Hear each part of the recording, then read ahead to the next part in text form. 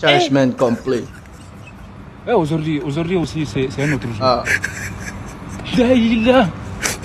Oh, ngayon. Le monde part en couille. Time to revenge.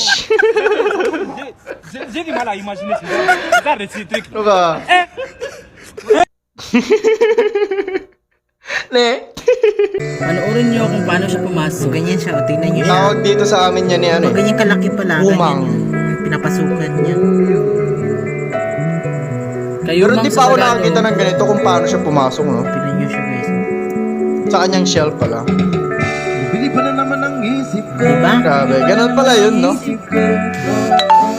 Yun, pumasok na Minsan siya. napakahirap talaga nilang tanggalin sa Parang mismong wala lang. shell. Pasok agad. Tapos lalakad niyan. May iba-iba sila ng shell eh, dahil yung pinaka-shell nila hindi lumalaki. Sila yung naghahanap ng lumakad para na. yung komportable sila sa laki nila. Ganito pala yun guys, no? Finally nakakita din ako ng umang na pumapasok sa shell.